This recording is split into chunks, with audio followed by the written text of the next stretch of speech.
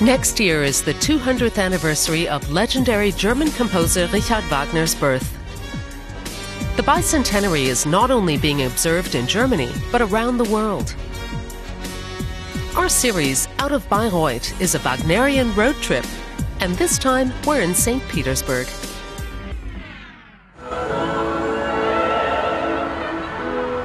Wagner in Russia, a drama full of highs and lows, from reverent adoration to total rejection.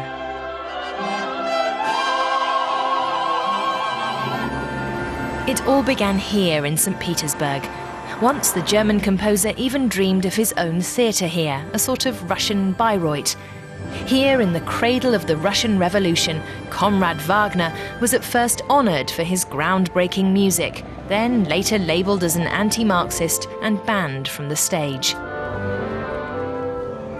These days, Wagner's music is experiencing a renaissance, here in St. Petersburg. There's even a fan club. Meet the St. Petersburg Wagnerians.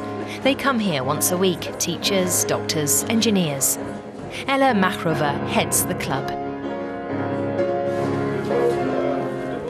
She wants to make the German composer more intelligible and accessible. The coming Wagner year offers the best opportunity to do so. This time we've thought up something tremendous and above all meaningful. We're looking for the best translation of Wagner's libretti into Russian. A handful of Wagner fans who have preserved their love for the composer despite the ravages of time. The older ones still remember when Wagner was frowned upon as a Nazi composer. Yet Wagner was once a god to Russian intellectuals, an important source of inspiration. No one was more enthusiastic than the Russians about his idea of music of the future. At the turn of the 20th century, Wagner was played more often in Russia than back home in Germany. Ella takes us through the apartment of one of the greatest Wagner fans of the past, Nikolai Rimsky-Korsakov, the patriarch of the Russian style of composition. Wagner's scores still lie on the writing desk. Above the desk hang two portraits. One shows the founding father of Russian music, Glinka. The other shows a foreigner, Richard Wagner. It's a sign of high esteem for someone who decisively influenced all of Russian music. We meet Katya and Alex, two photographers looking for new subjects. They take their inspiration from the city of St. Petersburg itself, and from music, including that of Wagner. I like music that's multi-layered and has something to say, and that has an effect that's intense, whether it's classical or electronic, for example. Wagner's good for that. To allow it its full effect, you have to be open-minded. When you listen to Wagner, you have to free yourself from any clichés. Wagner's Ring Cycle is performed just once a year. The production at the Mariinsky Theatre is the only one in Russia. Katya and Alex get two of the last tickets for Die Walküre, the second of the 4 operas.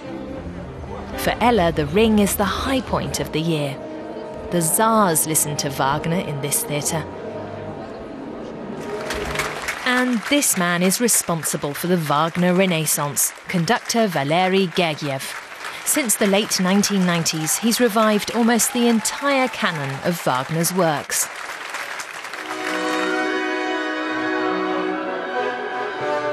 The composer himself was once set to become the director of music here. The Tsar's court offered him the job. Wagner conducted in Moscow and in St. Petersburg for a hefty fee. But he abandoned his dream of having his own theatre in Russia when a counteroffer was made by King Ludwig in Bavaria. There was to be no Russian Bayreuth, though enthusiasm for Wagner remained.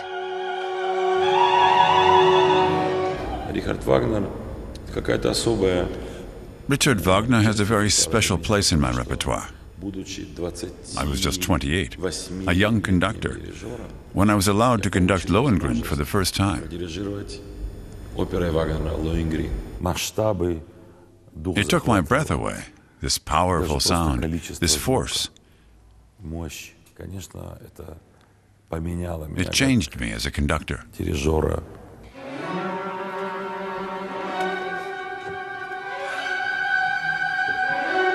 The St. Petersburg production is devoid of any modern directorial concepts. Instead, it's a lavish fairy tale. It's not to Ella's taste. She thinks Wagner deserves a more modern interpretation, here in Russia as well.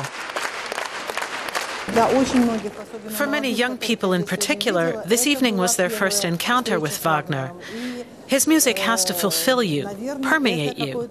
I hope it achieved that effect. In this music, I heard the soundtrack to St. Petersburg. I'd like most to hear it now, outdoors, while I'm strolling along. Wagner left Russia 150 years ago, but his music is back, here in St. Petersburg.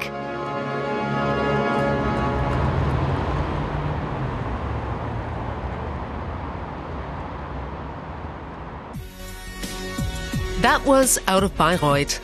The next stop is Buenos Aires, where production of The Ring Cycle is being prepared at the Teatro Colón.